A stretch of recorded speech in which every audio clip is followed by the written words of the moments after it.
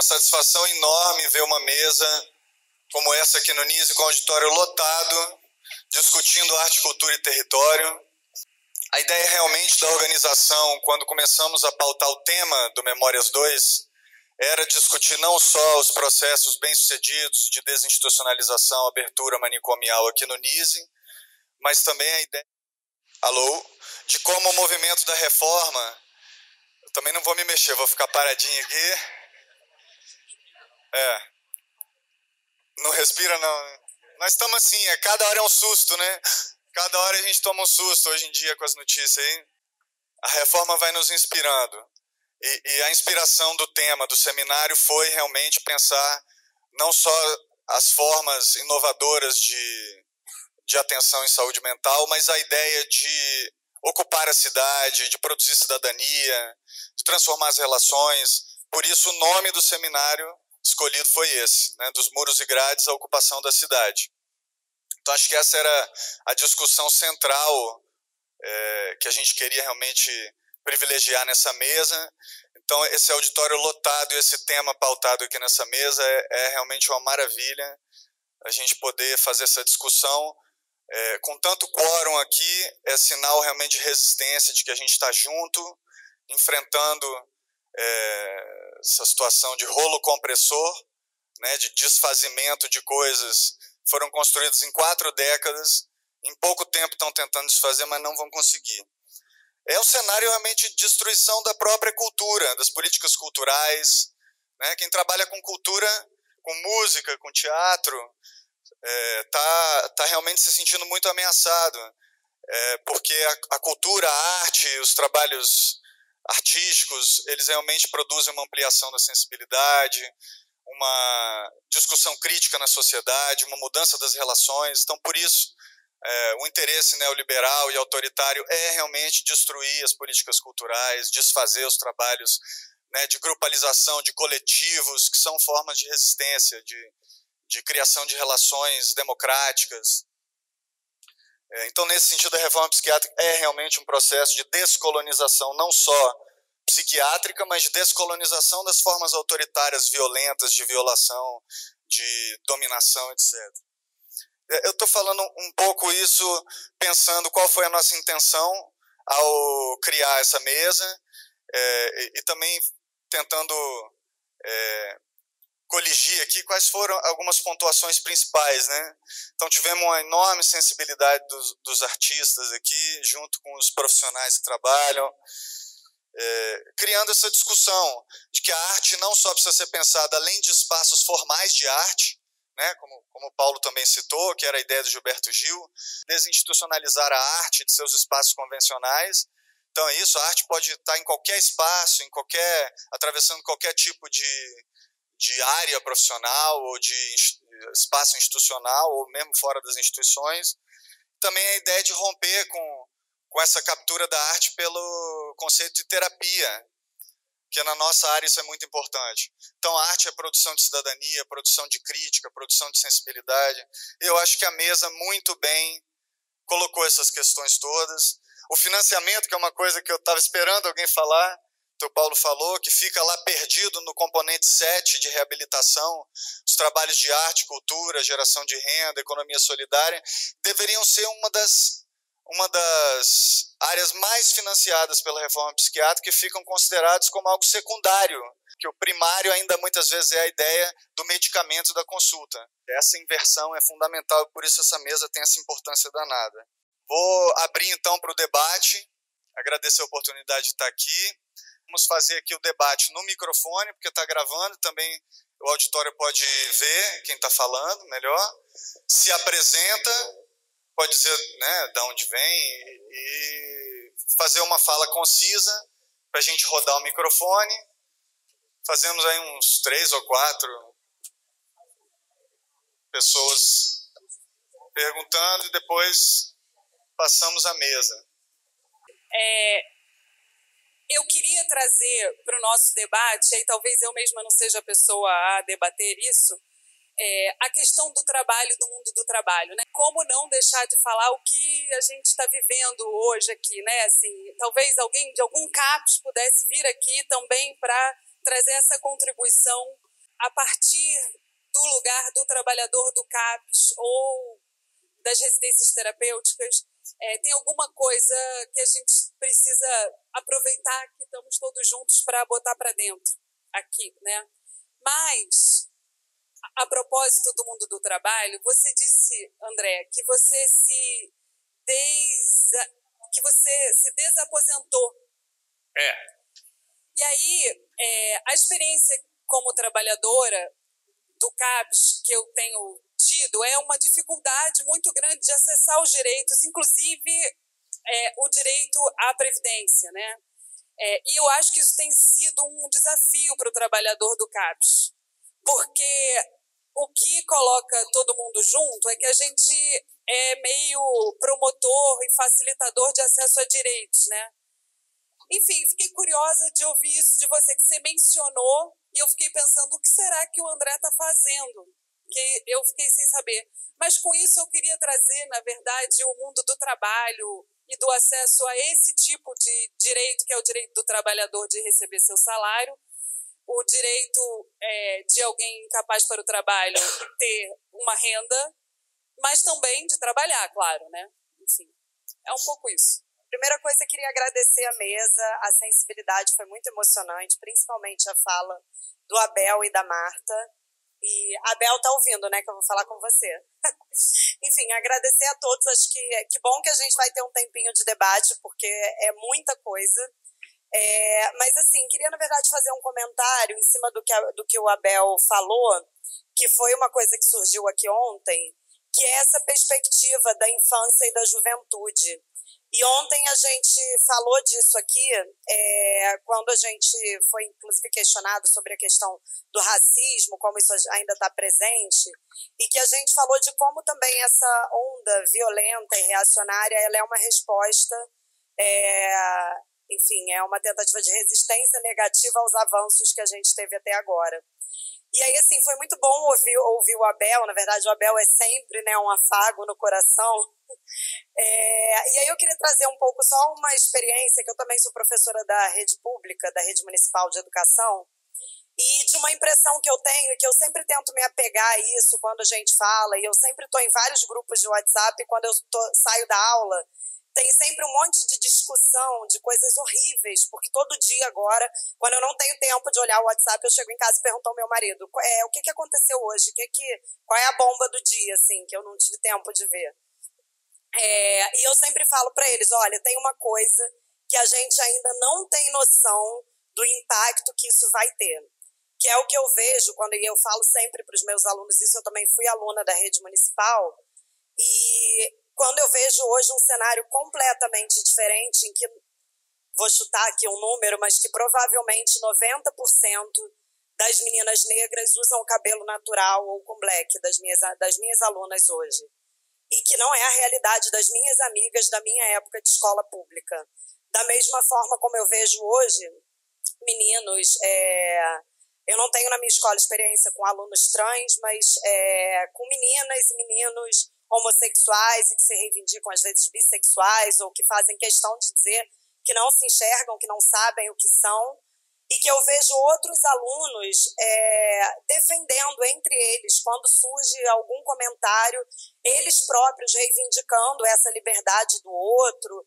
E como a Abel disse, assim, são pessoas que não estão ainda nos círculos de debate, não estão no centro do Rio, frequentando esses espaços, mas que isso está chegando. Eu ainda não sei qual vai ser o resultado disso, até porque ao mesmo tempo que a gente enxerga isso, eu enxergo diariamente. Há pouco tempo eu liguei para uma psiquiatra aqui do NISE para pedir ajuda.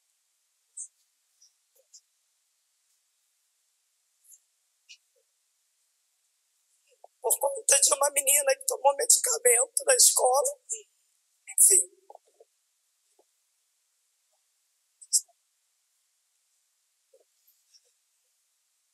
Mas, enfim, a gente lida com isso todo dia, assim, das automutilações, enfim.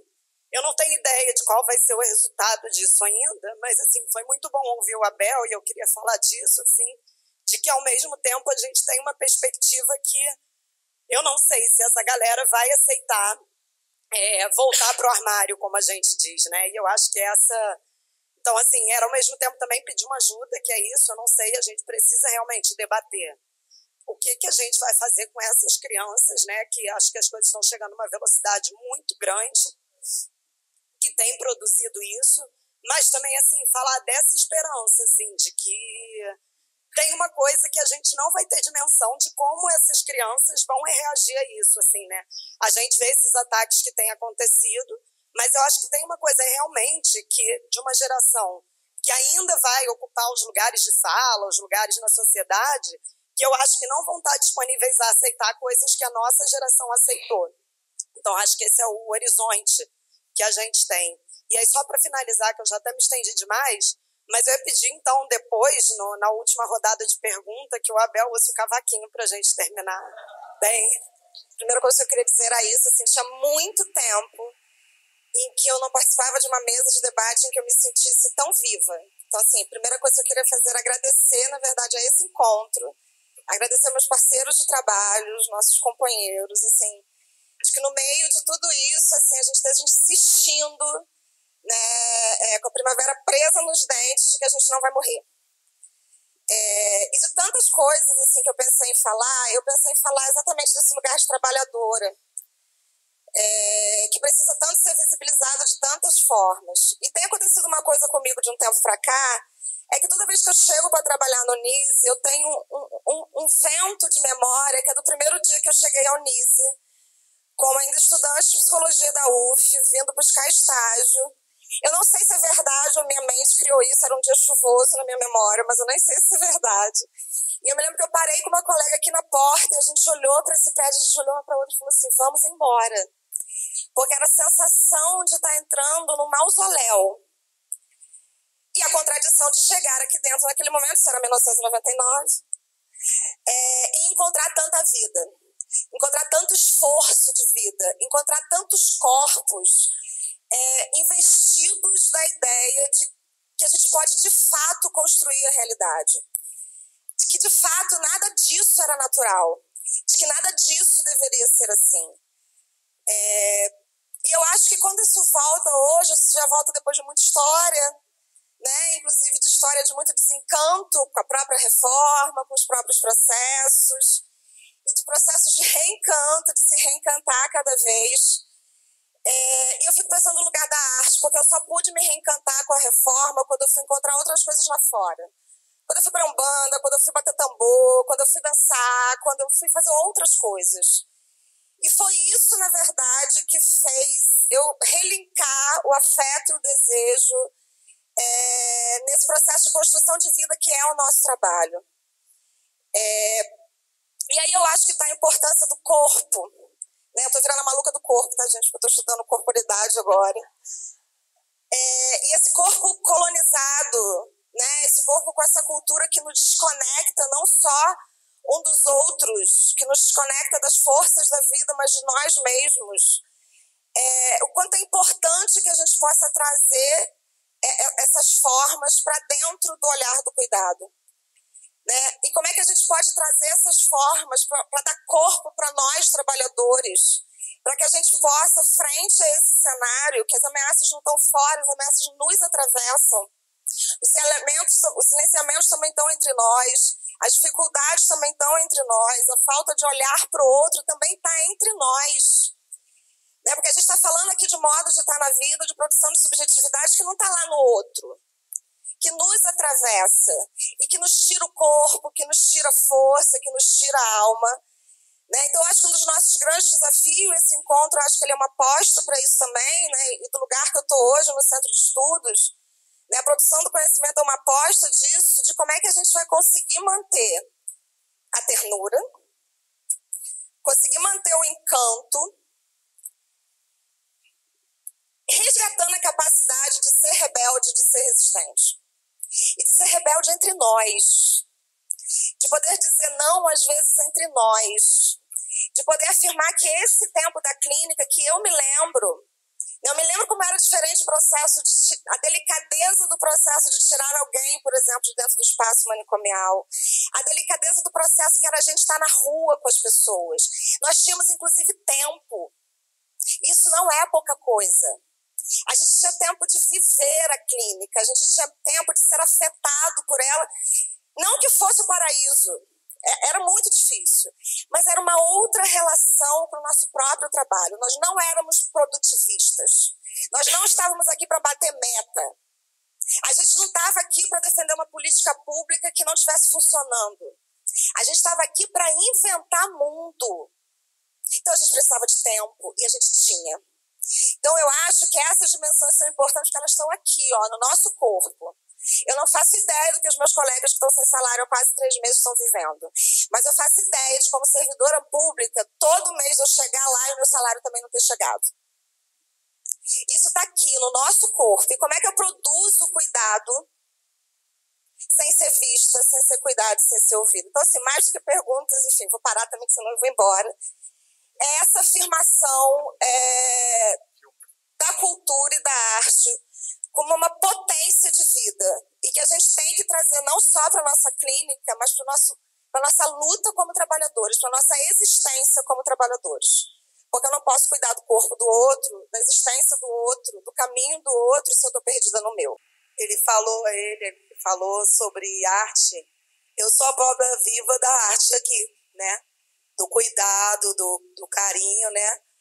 Eu não posso reclamar, porque, assim, quando eu cheguei aqui também, eu já cheguei num momento difícil também, que tinha muita internação. Na minha época, eu trouxe meu filho, né? Na pediatria, era uma época muito difícil. Mas aí veio muitas coisas boas, assim, me levando... Eu conheci a Ariadne, eu conheci o Abel, eu conheci muitos lugares, aí, e, assim, me funcionou muita coisa. Na época, eu conheci também a doutora Aníbal. E a doutora Aníbal construiu o centro comunitário, que foi a brinquedoteca, né? Não sei se alguém lembra dessa época. Meu filho se encontrou lá, ele arrecadou brinquedos, um monte de coisa para as crianças brincarem, tirar as crianças de dentro daquele momento preso, né, dentro das salas, né, fazendo o tratamento.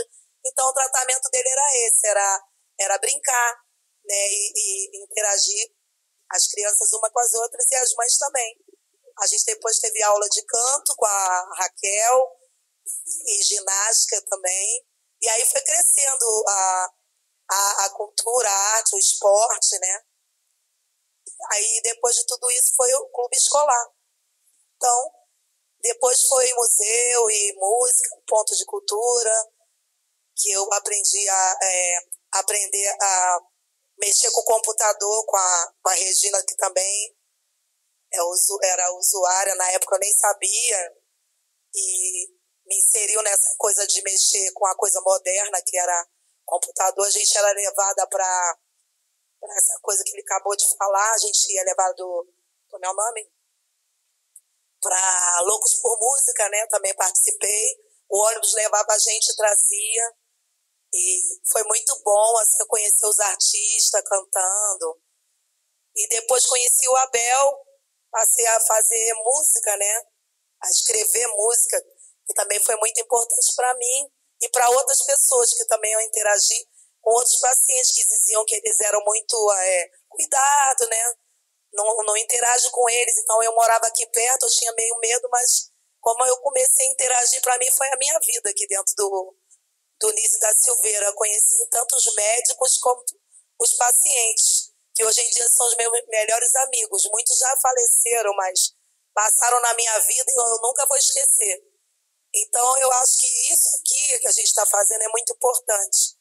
O que vão acabar também com os hospitais, porque muitos estão por aí, morando nas suas casas, como a Elisângela, que hoje em dia vai para o cabeleireiro, vai fazer a unha. Antigamente eu nem podia pensar nesse fato, porque quando eu conheci ela, a gente interagia, daqui a pouco dava o horário, ela ia dormir.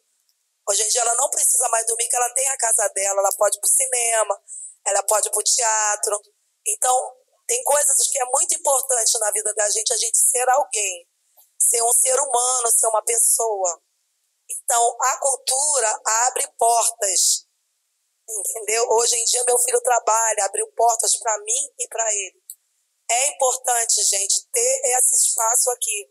Para todo mundo não é vida, porque é um local que você olha, às vezes tem medo, Mas você entrando tem muita vida. Eu moro aqui do lado, os meus vizinhos tinham horrores aqui, Onísio da Silveira, não passavam nem na porta. Hoje em dia, quando eu saí a primeira vez no bloco, eu fui muito, como é que eu posso dizer? Muito assim, muitos deles não falavam comigo. Depois que teve a abertura, houve essa coisa de não ter mais paciente aqui dentro, nem nada, muitos passaram a participar aqui de dentro do hospital. Hoje em dia são melhores amigos meus, eles adoram esse hospital. Participam do bloco, eu sou porta-bandeira, inclusive, e eu tenho o maior orgulho disso. Tá? É isso que eu queria dizer para todos vocês. Muito obrigada. Queria agradecer também, uma mesa linda, assim, maravilhosa, é um afago no coração mesmo. O que eu ia falar, a Vilma falou quase tudo. Eu tô na rede há 10 anos, sou psicóloga há 20, mas eu tô há 2 anos aqui no NISE. Quando eu vim aqui no NISE, quando eu estava no CAPSI, eu tinha calafrio e eu sempre tinha uma sensação horrível quando eu saía daqui. Então, todos os dias quando eu chego para trabalhar, eu me faço lembrar que aqui é um hospício, que isso não pode existir mais do modo que isso. E, por outro lado, eu sou apaixonada, acho lindo, maravilhoso, lindo. Então, a gente tem que lidar com essa dualidade, né? E aí, eu tenho uma questão que é a seguinte: essa aproximação com a cultura na saúde mental, para mim, é muito recente. Apesar de eu ter a vida inteira sido ligada à arte, para mim a clínica sempre foi a minha ferramenta de trabalho. E aí o CAPES muda muito isso, né? Eu vim de consultório antes de vir para o SUS, e agora eu tenho convicção do valor do lugar, da arte, da cultura, não como mero entretenimento, como lazer, e vejo o quanto isso na rede ainda é delicado, ainda é uma construção enorme que a gente precisa fazer. Né? Não é recorrer à arte e à cultura quando a gente está envolvido com a assistência à crise. Então, vamos aproveitar esses serviços para, enfim, ou ocupar um espaço vazio ou alguma coisa que seja mero lazer. Isso eu acho que a gente precisa trabalhar muito, estudar muito nesse sentido. Né? Como profissional, eu acho que primeiro eu fui tocada, essas experiências de corpinho que você está falando, eu acho que eu fui tocada primeiro pessoalmente para depois entender que isso era absolutamente potente. Então eu vou aproveitar que a Vilma falou quase tudo e queria propor da gente pensar, eu não sei isso mesmo, como é que a gente muda essa questão do financiamento, orçamento, porque muitas vezes eu tenho a sensação de que o dinheiro que vem é uma concessão, muito mais do que uma política pública que de fato sustenta o dia a dia desse trabalho e faz a gente poder incluir, né, a rede nisso, a saúde mental. Enfim. Passo a palavra para a mesa, quem quer começar? Vamos direto à sua questão, que foi ótima pergunta. Primeiro que eu estou louco para falar sobre isso, e segundo que deve ter muita gente aqui que não faz muita ideia de como funciona essa covardia do INSS. Né? A primeira questão é a seguinte: o INSS é um seguro social, ou seja, é um seguro. Como você faz seguro da sua casa, do seu carro, do que quer que seja, você faz um seguro quando você começa a trabalhar. E que dá a ideia de que se faltar a tua mão de obra, você vai receber por isso. Ou seja, mas todos os meses você vem descontando para esse seguro, para que caso aconteça, né, a tua falta de mão de obra, você possa receber e não ficar a descoberto. Se você pegar 100 pessoas, se você pegar aqui o auditório inteiro, quantas pessoas já precisaram do INSS de verdade, como eu precisei? Talvez aqui poucas pessoas. E na sociedade que não tem nenhum tipo de doença, é muito raro isso acontecer. Bem, mas aí eu comecei a trabalhar com 15 anos e comecei a descontar para o INSS, do INSS. E quando eu estava com 27, eu adoeci de uma doença psiquiátrica e comecei a me tratar aqui no Instituto Nísio da Silveira. Mas no começo a gente vai para o INSS, é encaminhado para o INSS, mas eles não te encostam de imediato. Geralmente eles te dão 30 dias, 60 dias. E, por incrível que pareça, você também não quer parar de trabalhar porque você está no ritmo, você ganha mais trabalhando, você tem a tua vida pautada, estruturada no seu emprego, mas não teve muito jeito. Eu insisti em trabalhar por uns 2 anos ainda e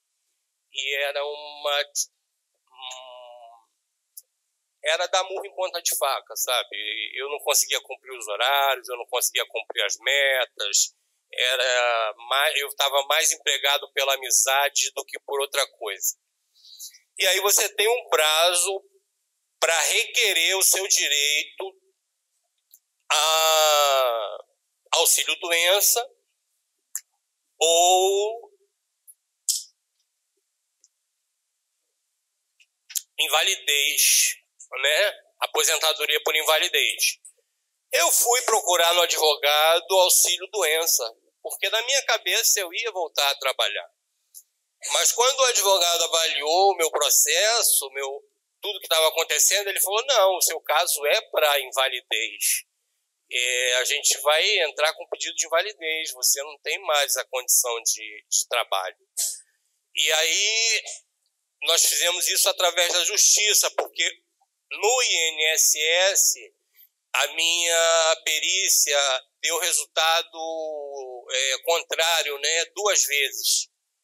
Negaram o meu benefício 2 vezes no INSS.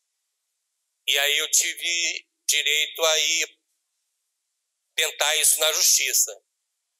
Foi um processo longo, durou 3 anos, mas aí eu fui submetido à perícia na Justiça Federal. Na época eu morava em São João de Meriti, então foi lá na Justiça Federal de São João de Meriti que eu fiz a perícia.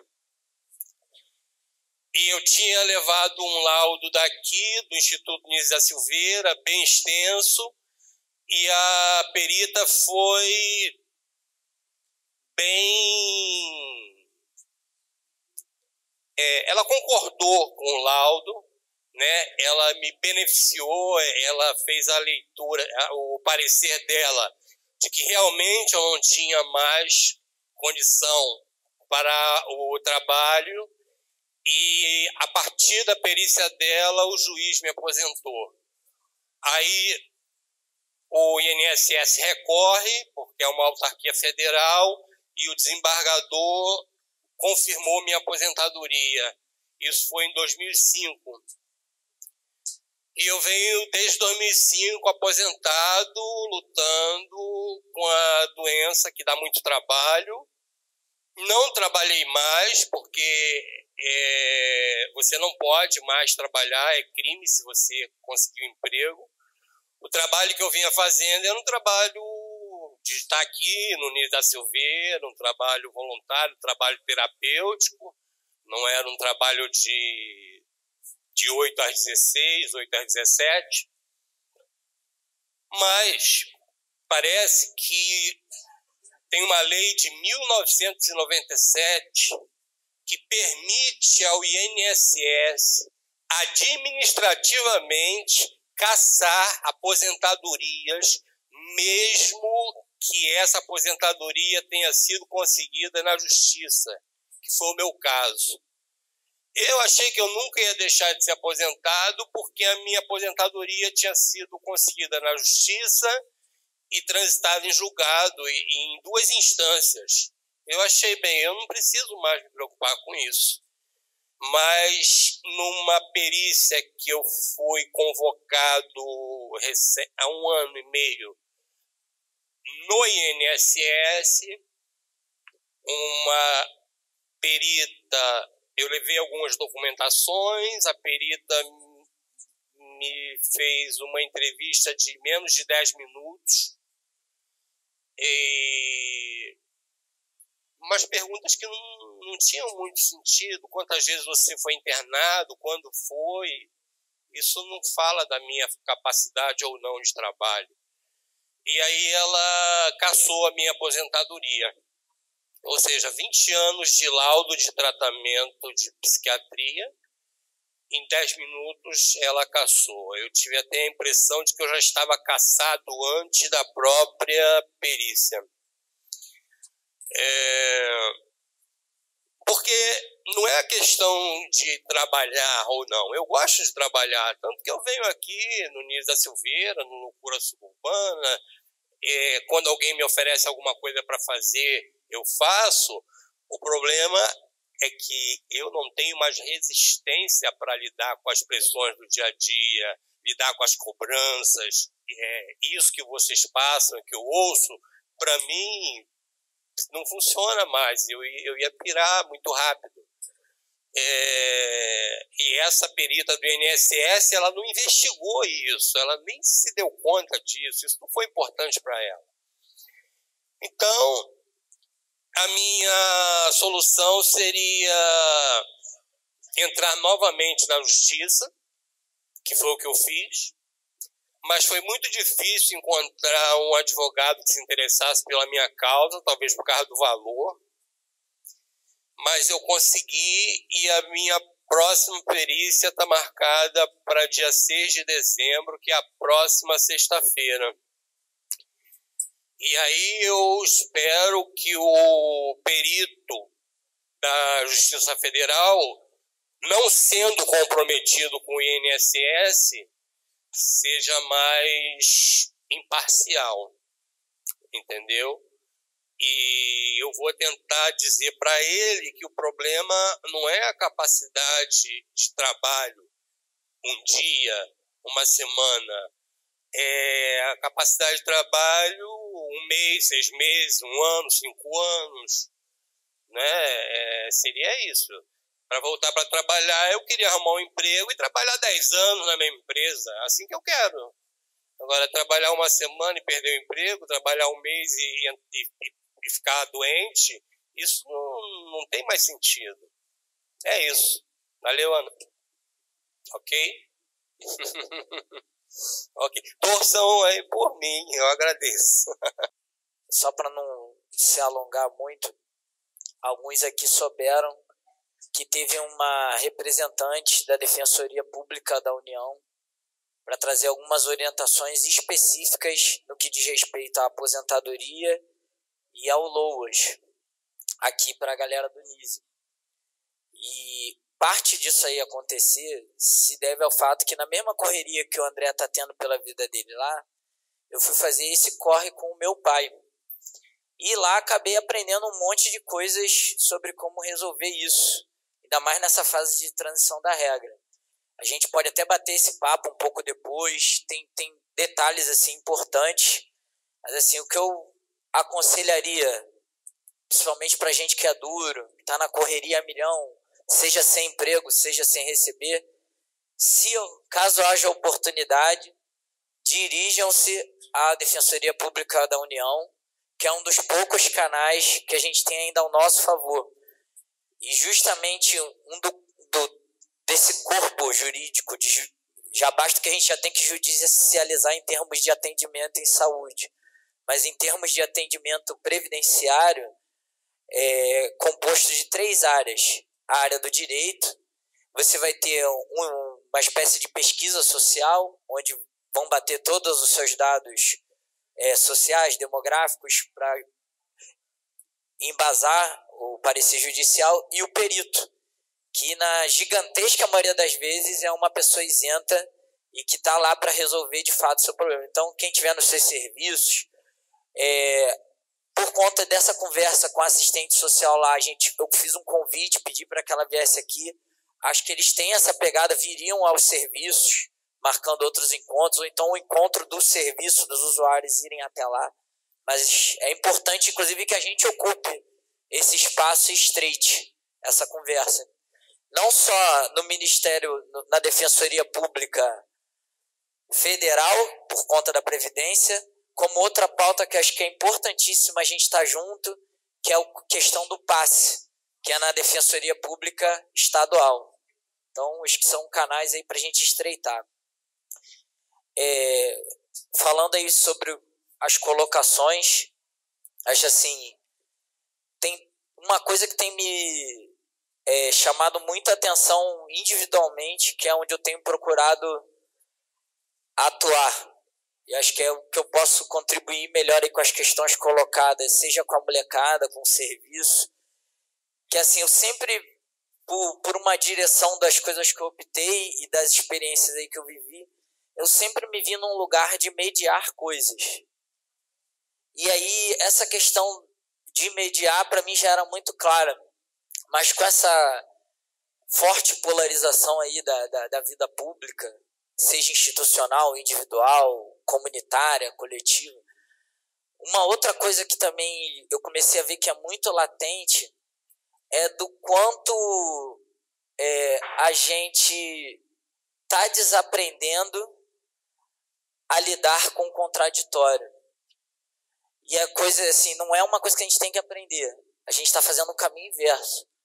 A gente sempre lidou com o contraditório. E justamente por não negar o contraditório que a gente conseguiu produzir o que produziu. Eu lembro de uma vez que a gente estava dando oficina lá no Clarice. Vou falar uma história antes de ter a minha oficina lá no Clarice. Eu cheguei um dia com um cavaco, sentei lá. Aí tinha uma mesinha, o pessoal sentava, cantava uma música. Aí veio a Eudovalda lá, perguntou assim: doutor Abel, você que? Aí na época eu estudava geografia, eu falei: pô, mas eu não sou doutor não, cara. Aí ela: então o senhor é psicólogo? Eu falei: também não. Então o senhor é assistente social? Eu falei: não. Então o senhor é musicoterapeuta? Eu falei: não. Então o senhor está se tratando aqui? Também não. Aí ela falou: mas o que você veio fazer aqui então? Mas você não trabalha aqui, não se trata aqui. Eu falei: não, eu moro aqui do lado, eu sou vizinho. E coisa e tal. Ah, é mesmo? Mas você se interessa em vir aqui? Eu falei: me interessa. Meu dinheiro tá aí, no ruim de tudo, tem imposto aí, né? E tal, mas eu vim aqui antes de ser Clarice, coisa e tal. E aí na época eu estudava geografia, e tem uma parada na geografia, por mais que a gente esteja conversando sobre reforma, que é uma categoria que se chama lugar. E tem uma coisa que é muito legal falando do lugar, que é um conceito do Milton Santos, que ele fala sobre a esquizofrenia do lugar. Primeiro ele define o lugar como um lugar que é a coisa da vida ordinária. É onde a gente tem a coisa que a gente chama de psicosfera, do afeto, da horizontalidade. E ele fala dessa esquizofrenia do lugar, porque ele diz assim: todo lugar ele tem a grande equação dele, que é obediência e revolta. Obediência e revolta. Essas tensões entre obediência e revolta produzem a identidade do lugar. Às vezes, as pessoas leem obediência como subserviência, mas não é isso que ele está querendo dizer. Ele está falando que tem momentos em que a gente não tem força política, força física, força emocional, força coletiva, força individual para lidar com aquela adversidade. Então, estrategicamente, você precisa se recrudescer um pouco para você poder se municiar para amanhã ser revolta. E ele vai falando que, historicamente, essas diferentes tensões que estão em todo o percurso da humanidade, entre obediências e revoltas, são o que vai construindo as características, as expertises e as formas de resistir, e não resistir no sentido de esquecer que existe. É um resistir resistindo também. E aí, seguindo nesse campo que a gente estava falando, principalmente das crianças nas escolas, eu, apesar de eu hoje não estar mais tanto no chão da escola como já tive, sempre me vejo voltando à escola.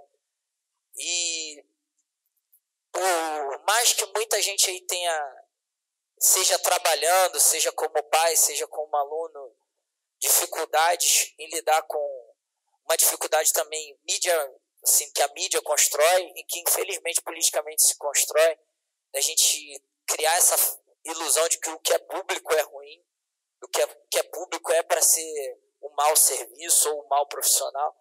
A escola pública, pelo menos ao longo dos anos aí que eu já frequento e que trabalho há mais de 10 anos nesse tipo de lugar, é um dos lugares mais revolucionários em oportunidade dessas pessoas criarem lugares em diferença e em diversidade, assim como é o desfile do Loucura.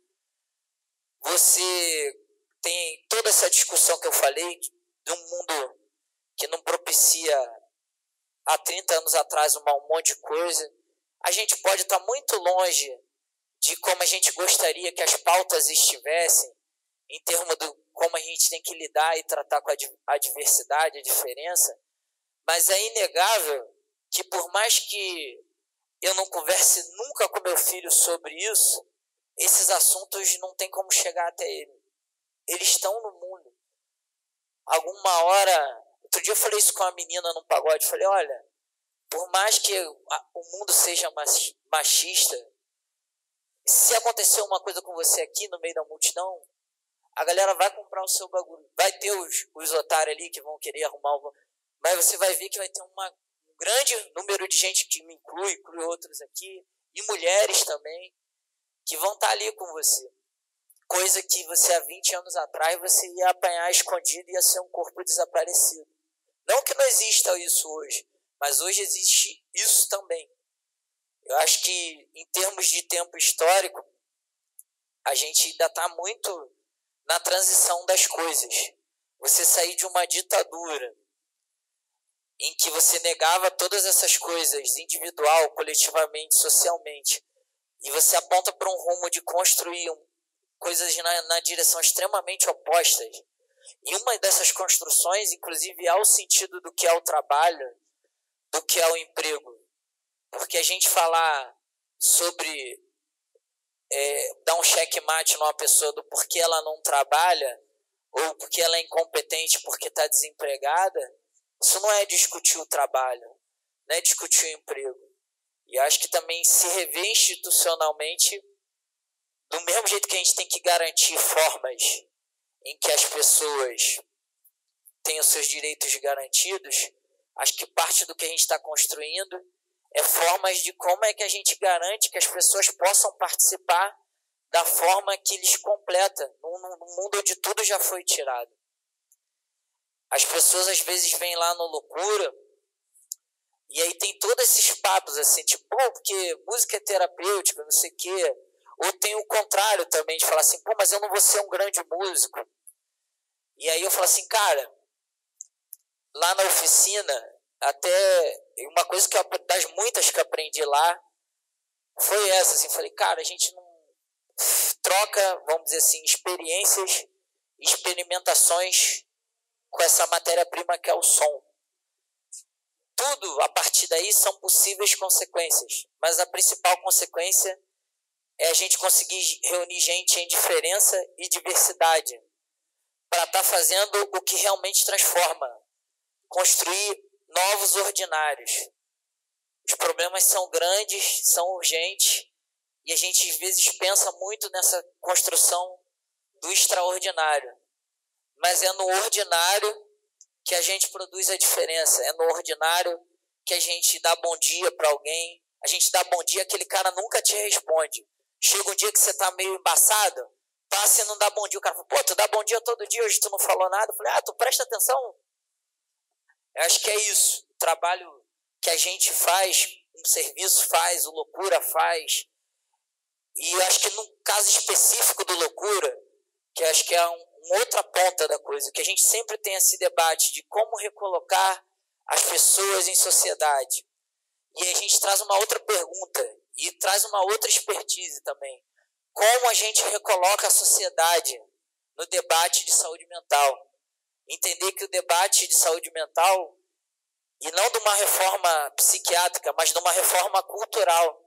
E a gente só consegue construir essa reforma cultural possibilitando encontro entre diferenças, diversidade e divergências.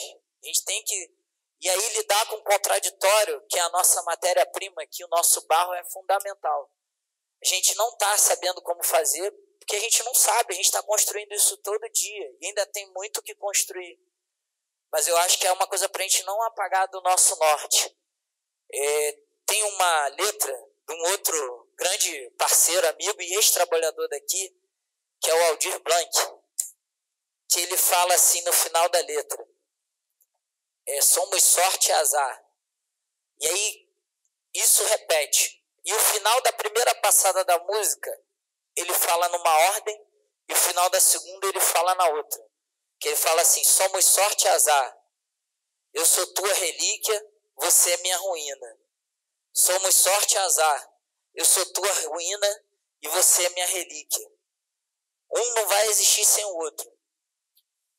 E justamente quando a gente nega que não há ruína sem relíquia, não há relíquia sem ruína, a gente cai nesses totalitarismos que fazem, inclusive, trabalhador brigar contra trabalhador, cidadão brigar contra cidadão, e a gente tá se detendo, às vezes, no que não é para conversar.